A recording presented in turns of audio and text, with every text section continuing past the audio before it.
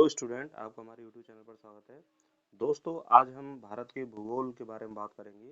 देखिए, NCERT class 11 का जो पहला चैप्टर है भारत स्थिति, उसके बारे में हम चर्चा करेंगे। और एनसीईआरटी जो क्लास 11 है सभी कंपटीशन एग्जाम के लिए इम्पोर्टेंट है। तो इस एनसीईआरटी के माध्यम से आप किसी भी टॉपिक को अच्छे से अध्ययन करें और आपको निश्चित रूप से आने वाली जो परीक्षा में कोई भी जो क्वेश्चन होता है आपको उस आसानी से सॉल्व कर पाएंगे। एनसीईआरटी अपने आप में बेमिसाल अध्ययन है। यदि आप इसका अच्छे से अध्ययन करते हो तो आप सीधे सीधे कई सारे एग्जाम में क्वेश्चन देखने को मिलते हैं, उनको आप सॉल्व कर सकते हो। तो आज का जो पहला चैप्टर है वह चैप्टर है भारत स्थिति, यानी कि ज्योग्राफी जो क्लास 11 की किताब है उसमें भारतीय भूगोल के बारे में बताया गया है। तो आज पहला चैप्टर हम पढ़ेंगे भारत की स्थिति के बारे में। चलिए शुरुआत करते हैं। तो भारत 8 डिग्री 4 मिनट उत्तरी अक्षांश से 37 डिग्री 6 मिनट उत्तरी अक्षांश और 68 डिग्री 7 मिनट पूर्वी देशांतर से 97 डिग्री 25 मिनट पूर्वी देशांतर तक फैला हुआ है। देखिए, अगर हम दिशाओं का यदि ज्ञान लें तो ऊपर जो है वो नॉर्थ दिशा है, नीचे साउथ दिशा है और इधर आपका आ जाता है ईस्ट और इधर आ जाता है आपका वेस्ट। तो 8 डिग्री उत्तरी 4 मिनट उत्तरी अक्षांश से 37 डिग्री 6 मिनट उत्तरी अक्षांश तक तो अक्षांशीय विस्तार है और 68 डिग्री 7 मिनट पूर्वी देशांतर से 97 डिग्री 25 मिनट पूर्वी देशांतर तक देशांतरी विस्तार है। भारत का अक्षांशीय और देशांतरी विस्तार लगभग 30 अंश का है। कितना है? 30 अंश का है। इंदिरा पॉइंट 6 डिग्री 45 मिनट उत्तरी अक्षांश पर स्थित है, जो भारत का दक्षिणतम बिंदु है। देखिए, वास्तव में जो इंदिरा पॉइंट है वह अंडमान एवं निकोबार द्वीप समूह में पड़ता है और यह भारत का दक्षिणतम बिंदु है। और यह इसकी अगर हम अक्षांश स्थिति देखेंगे तो 6 डिग्री 45 मिनट ये अक्षांश स्थित उत्तरी अक्षांश पर ये स्थित है इंदिरा पॉइंट। चलिए आगे हम बात।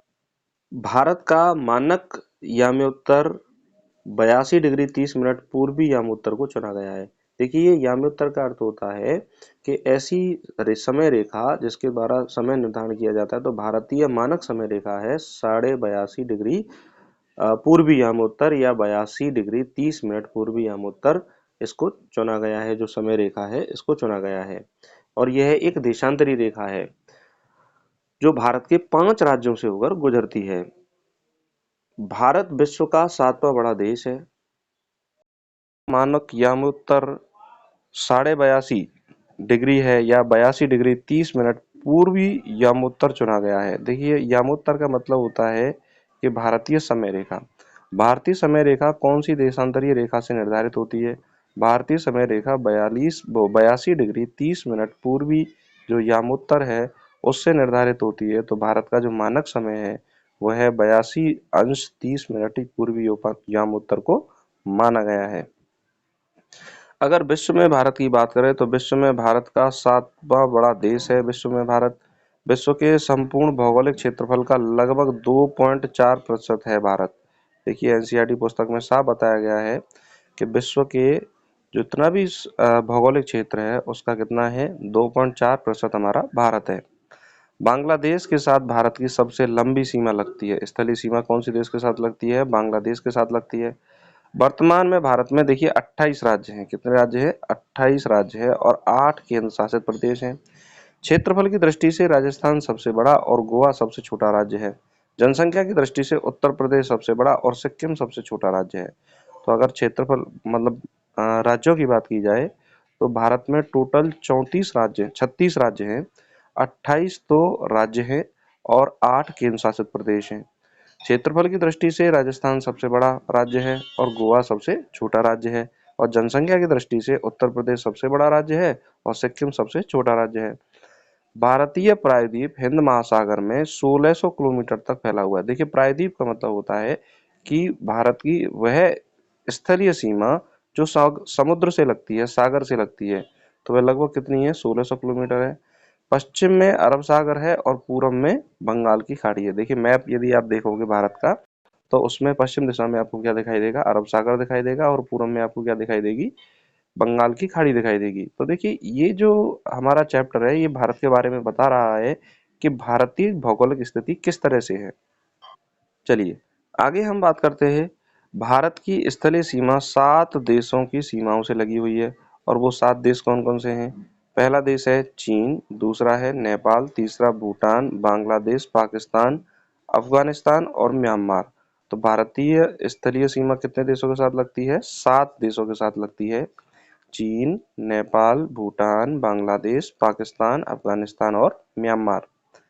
श्रीलंका तथा मालदीव हिंद महासागर में स्थित दो द्वीपीय देश हैं जो भारत के पड़ोसी हैं। तो भारत के पड़ोसी देश दो द्वीपीय देश हैं, कौन कौन से हैं? श्रीलंका और मालदीव। श्रीलंका भारत से मन्नार की खाड़ी और पाक जल संधि के माध्यम से पृथक होता है। तो देखिए ये प्रश्न परीक्षा में बहुत ज्यादा पूछा जाता है कि पाक जल डमरू मध्य कहाँ पाया जाता है? भारत और श्रीलंका के बीच में पाया जाता है। ये इंपॉर्टेंट प्रश्न है, इसको याद रखो। अगर हम बात करें कि पौराणिक राजा दुष्यंत के पुत्र भरत के नाम पर इस देश का नाम भारत रखा गया है, तो भारत नाम जो रखा है वो किसके नाम पर रखा गया है? राजा दुष्यंत के पुत्र भरत के नाम पर इस देश का नाम भारत रखा गया है। विभिन्न विद्वानों के अंतर्गत प्राचीन काल में यहाँ रहने वाले भारत नाम की एक जनजाति के नाम पर इस देश का नाम भारत पड़ा है। देखिए कुछ विद्वान ये भी कहते हैं कि भाई प्राचीन काल में यहाँ पर भारत नाम की एक जनजाति रहती थी, उस जनजाति के नाम पर भारत पड़ा है। अगर हम स्पष्ट रूप से देखें कि भारत नामकरण कैसे हुआ है, तो देखिए भारत नामकरण हुआ है, जो सर्वमान्य जो मत है वह है राजा दुष्यंत के पुत्र भरत के नाम पर हुआ है। आर्यावर्त नाम हुआ है यहाँ आर्यों के नाम पर। हिंदुस्तान नाम हुआ है फारस वासियों द्वारा उच्चारित नाम। देखिए जो फारस वासी थे, फारस देश के लोग थे, उन्होंने हमारा जो देश है उसको हिंदुस्तान नाम दिया, क्योंकि वो सिंधु नदी को हिंदू नदी कहते थे और हिंदू नदी से ऊपर जो क्षेत्रफल है उसको हिंदुस्तान नाम दिया गया। तो फारस वासियों ने उच्चारण के द्वारा हिंदुस्तान नाम दिया। इंडिया नाम जो है यूनान और रोम वासियों द्वारा रखा गया है। तो इंडिया नाम किसने रखा है? यूनान और रोम वासियों ने हमारे भारत देश का नाम क्या रखा है? इंडिया रखा है। अगर हम बात करें अगले पॉइंट के बारे में, भौगोलिक दृष्टि से भारत की सीमाएं सुस्पष्ट हैं। इसके उत्तर पश्चिम तथा उत्तर पूर्व में बहुत बड़ी पर्वतमाला है तथा दक्षिण पश्चिम और पूर्व में सागर हैं। विदेशी उत्तर पश्चिम में स्थित खैबर और बोलन दर्रों से होकर भारत प्रवेश करते थे। तो देखिए जो प्रारंभ में विदेशी जो आक्रमण हुए भारत पर, वह भारत पर जो आक्रमण हुए वो खैबर और बोलन दर्रों से हुए थे। तो ये इम्पोर्टेंट प्रश्न है, परीक्षा की दृष्टि से आप इसको याद रख सकते हैं, क्योंकि जो भारतीय प्रायद्वीप है वो लगभग सागर से घिरा हुआ है, तो नॉर्मली पुराने समय में वहां से आक्रमण नहीं हो सकते थे। तो खैबर और बोलन दर्रों से होकर विदेशी आक्रांताओं ने हमारे भारत देश पर आक्रमण किया। आगे हम बात करें अगले पॉइंट के बारे में, संसार की जितनी भी प्राचीन जीवंत सभ्यताएं हैं, भारतीय सभ्यता उनमें से एक या शायद सबसे प्राचीन है। तो पुस्तक में बताया गया है कि भारत एक ऐसा देश है, जब भी संसार में सभ्यता का विकास हुआ तो सबसे प्राचीनतम जो सभ्यता विकसित हुई वह हमारे देश में ही हुई, भारत में हुई। तो हम एक ऐसे देश में रहते हैं जहां पर सबसे प्राचीन सभ्यता विकसित होती है और सबसे प्राचीन धर्म सनातन धर्म का विकास भी कहाँ पर होता है? हमारे भारत देश में ही हुआ है। अगले पॉइंट के बारे में बात करें, लगभग 3000 से 2000 ईसा पूर्व में भोजन संग्राहक लोगों के एक समूह ने सिंधु घाटी के आसपास एक अति उन्नत सभ्यता का विकास किया, जिसे हम हड़प्पा सभ्यता के नाम से जानते हैं या सिंधु सभ्यता के नाम से हम जानते हैं। देखिए सिंधु सभ्यता के जो उद्भव है वो लगभग कितना वर्ष पूर्व हुआ है? लगभग 3000 से 2000 ईसा पूर्व जो भोजन संग्राहक लोग थे वो एक जगह इकट्ठे होते हैं और वहां पर एक नई सभ्यता का विकास करते हैं, जिसे हड़प्पा सभ्यता या सिंधु सभ्यता के नाम से जानते हैं। सिंधु सभ्यता इसलिए कहा जाता है क्योंकि सिंधु नदी के किनारे विकसित होती है, और हड़प्पा सभ्यता इसलिए कहा जाता है क्योंकि सबसे पहले जो इस सभ्यता के अवशेष हैं उत्खनन के दौरान हड़प्पा नामक नगर से प्राप्त हुए थे, इसलिए इसको हड़प्पा सभ्यता कहा जाता है। हड़प्पा सभ्यता के नष्ट होने के साथ साथ ही भारत में नई संस्कृति की उत्पत्ति हुई। भारत में आर्यों का आगमन 1500 ईसा पूर्व हुआ। तो भारत में आर्य कब आए? 1500 ईसा पूर्व हुआ है, और नई सभ्यता जो है वो वैदिक सभ्यता का जन्म होता है। तो भारत में आर्यों के आगमन से ही वैदिक सभ्यता का जन्म होता है। अब देखिए हम थोड़ा बहुत अगर जानकारी प्राप्त करना चाहें सिंधु घाटी सभ्यता के बारे में और वैदिक सभ्यता के बारे में, तो सिंधु घाटी सभ्यता जो थी वो नगरीय सभ्यता थी और वैदिक जो सभ्यता है वह ग्रामीण सभ्यता है। कुछ इतिहासकारों के अंतर्गत आर्य कहीं बाहर से नहीं आए थे। उन लोगों का एक समुदाय था, वे विभिन्न जातियों में विभाजित थे। वे लोग पश्चिम में फारस, आधुनिक ईरान, पूरब में गंगा घाटी और कैस्पियन सागर तक विस्तृत प्रदेशों में घूमते रहते थे। तो कुछ इतिहासकार ये भी कहते हैं कि भाई आर्य जो थे वो कहीं ऐसा नहीं है कि बाहर से आए हों, वो एक समुदाय था और जो अलग अलग जातियों में बटे हुए थे। पश्चिम में वो फारस मतलब आधुनिक ईरान में रहते थे, पूरब में गंगा घाटी में रहते थे और कैस्पियन सागर तक वह अलग अलग प्रदेशों में घूमते रहते थे। अगला पॉइंट है संपूर्ण भौगोलिक भारत। 1000 ईसा पूर्व तक आर्य को एक ही सांस्कृतिक सूत्र में बांधने हेतु प्रायद्वीपीय भाग के दक्षिणी सिरे तक जा पहुंचे। आर्य के 4 वर्ण थे, ब्राह्मण, क्षत्रिय, वैश्य और शूद्र। तो आर्यों ने अपने आप को प्रारंभ में कार्य के आधार पर और बाद में वंशानुगत के आधार पर 4 भागों में विभाजित कर लिया। पहला था ब्राह्मण, दूसरा क्षत्रिय, तीसरा वैश्य और चौथा शूद्र। नेक्स्ट पॉइंट के बारे में बात करते हैं। अध्ययन, अध्यापन, पूजा पाठ ब्राह्मणों का कर्तव्य था। क्षत्रियों का काम शत्रुओं से लोगों की रक्षा करना और शांति स्थापित करना था। वैश्य अर्थव्यवस्था का दायित्व रखते थे, शूद्र श्रम शक्ति प्रदान करते थे। कर्म पर आधारित समाज यह पूर्णतः व्यावसायिक विभाजन था। तो प्रारंभ में जो व्यावसायिक विभाजन हुआ या जातियों को बंटवारा हुआ तो वो कर्म के आधार पर था। बाद में धीरे धीरे उसको क्या कर दिया गया, वंशानुगत कर दिया गया। वंशानुगत का अर्थ होता है कि जो व्यक्ति जिस कुल में जन्म लेगा वो उसी कुल का माना जाएगा। समाज पर वर्चस्व रखने वाले ब्राह्मण, क्षत्रिय, वैश्यों ने इस व्यवस्था को कट्टर और कठोर बना दिया। उन्होंने कर्म का स्थान जन्म को दे दिया, मतलब वंशागति को दे दिया। श्रम वर्ण के लोग अर्थात शूद्रों को उनके मौलिक मानवीय अधिकारों से भी अलग कर दिया। देश के कुछ भागों में उन्हें अछूत ही माना जाने लगा। यानी कि बाद में कुछ इस तरह की कुरीतियों का विकास होता है कि जो शूद्र लोग होते हैं उनको अछूत माना जाता है और उनको निम्नतम श्रेणी के व्यक्ति माना जाता है और उनके जो मूलभूत मानव अधिकार थे उनको क्या कर देते हैं, अलग कर देते हैं। मानव अधिकार उनको प्राप्त नहीं होते। अगली बात करें, यही वर्ण समय के साथ विभिन्न जातियों में विभाजित हो गए। इसके कारण आज भारत में सैकड़ों नहीं हजारों जातियां हैं। जाति व्यवस्था भारत की प्रगति में बहुत बड़ी बाधा बनकर सामने आई है। तो वर्तमान में भी देखिए, आप देखते होंगे आरक्षण व्यवस्था है, जाति व्यवस्था है या छुआछूत की व्यवस्था है, एक दूसरे को अलग तरीके से देखने की व्यवस्था है, वह सब हमारे भारत देश में विद्यमान है जो भारत की प्रगति में एक बाधा भी बनती है। चलिए, भारत ने प्रेम, अहिंसा, मानवीय भाईचारे पर आधारित एक उत्कृष्ट सभ्यता का विकास किया है। इसी देश में महावीर स्वामी ने जन्म लिया, शंकराचार्य ने जन्म लिया, गौतम बुद्ध ने जन्म लिया और महात्मा गांधी ने शांति और अहिंसा का संदेश दिया है। तो हमारे भारत देश की जो धरती है उस पर महान लोगों का जन्म हुआ है जिन्होंने दुनिया को शांति और अहिंसा का पाठ पढ़ाया है। नेक्स्ट पॉइंट देखिए, देश के सामाजिक चरित्र में निहित एकता को बढ़ाने वाले कारक क्या हैं। हमारे भारत देश में सामाजिक चरित्र को बढ़ाने वाले कौन कौन से कारक हैं जिनके द्वारा हमारे भारत का सामाजिक चरित्र बढ़ा है। जैसे पहला कारण है देश में सांस्कृतिक एकता। हमारे देश में बहुत संस्कृतियां हैं लेकिन फिर भी हमारा देश एक है। एकीकरण और संगठन के मजबूत बंधन पर स्थित है। दूसरा है भारत में अंग्रेजी राज्य के समय क्षेत्रीय संपर्कों का विकास हुआ। देखिए, जब अंग्रेज हमारे भारत पर राज करते थे तो उन्होंने हमें अंग्रेजों से ही हमने सीखा कि एक जगह से दूसरी जगह तक हम अपने आप को संपर्क कैसे स्थापित कर सकते हैं और एक राष्ट्र की भावना को राष्ट्रीय आंदोलन के द्वारा क्या दिया, जन्म दिया गया। मानसून की ऋतुलय ने यहाँ के निवासियों को एकता के सूत्र में बांधा है। आप देखते होंगे कि हमारे देश में अलग अलग तरह के मानसून है, अलग अलग ऋतुएं हैं। उसके बावजूद भी लोगों ने ये सीखा कि भाई जिस तरह से समय परिवर्तनशील होता है इसी तरीके से ऋतुएं भी परिवर्तनशील होती हैं और फिर भी हमारे देश में लोग निवास करते हैं। तो हमें अलग अलग बिखराव न होकर एक सूत्र में रहना चाहिए, एक जगह हमें रहना चाहिए। नेक्स्ट पॉइंट है अंग्रेजों के आने से पूर्व ही अकबर के वंशजों की शासन व्यवस्था को प्रबंधन की वजह से लड़खड़ा गई और प्रांतों में अक्सर विद्रोह भड़क उठे। तो देखिए, जब अंग्रेज आए तो उस समय मुगलों का शासन था।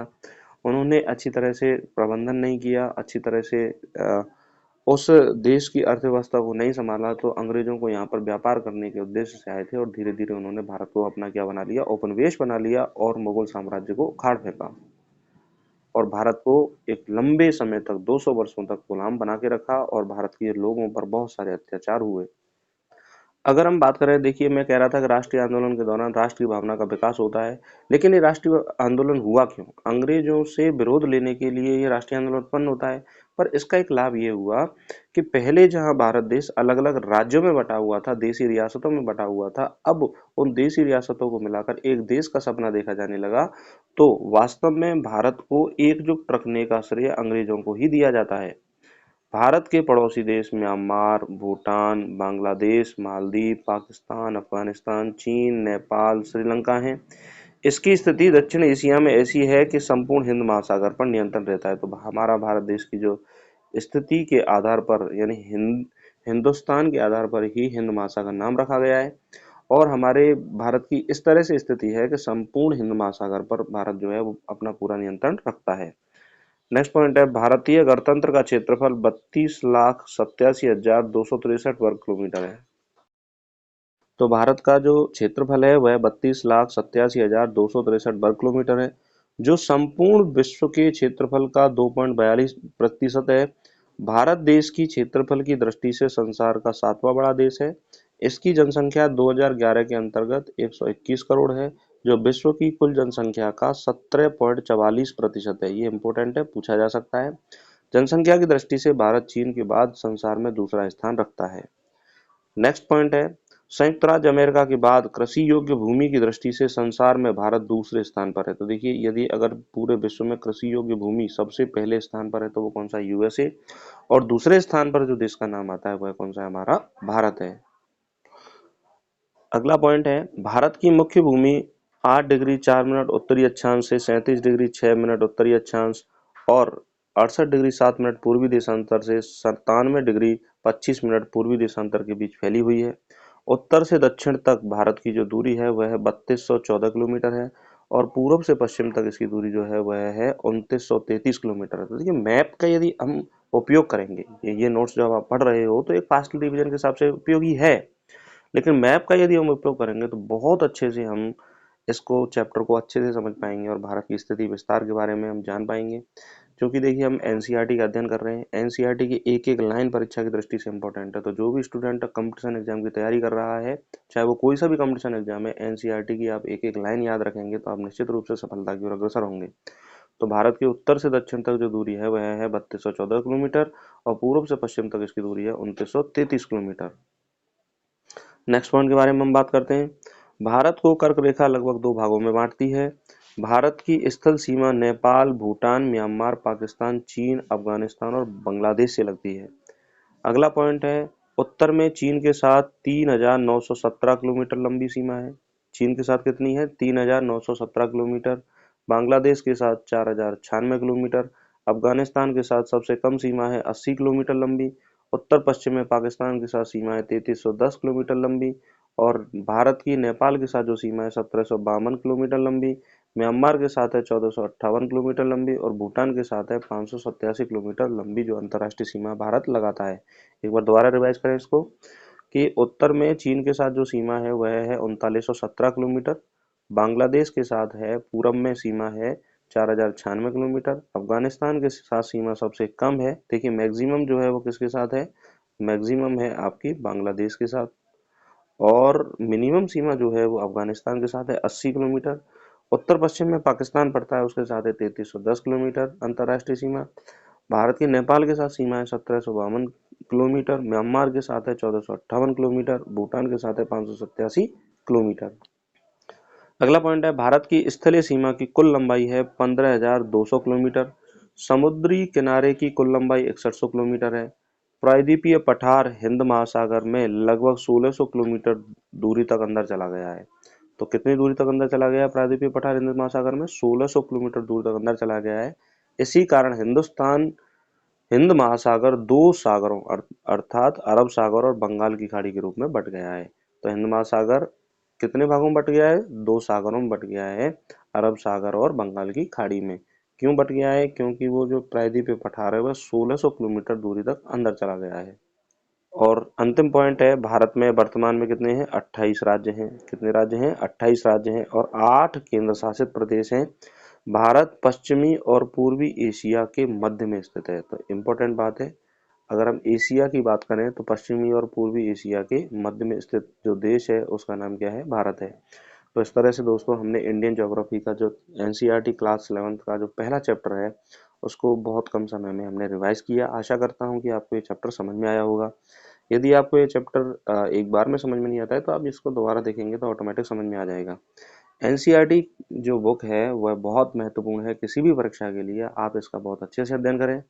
और जो भी स्टूडेंट इस चैनल पर पहली बार देख रहे हैं, पहली बार क्लास ले रहे हैं, इस चैनल को जरूर सब्सक्राइब करें। और आपको ये चैप्टर कैसा लगा हमें कमेंट करके बताएं। आपकी यदि कोई क्वेरी है तो क्वेरी जरूर पूछें। हम कोशिश करेंगे आपके प्रत्येक उत्तर का क्वेश्चन का हम आंसर दे सकें। और इसी के साथ मैं कहूँगा कि आप अपनी तैयारी को स्ट्रॉन्ग करते रहिए, मस्त रहिए, स्वस्थ रहिए और व्यस्त रहिए। नमस्कार, धन्यवाद।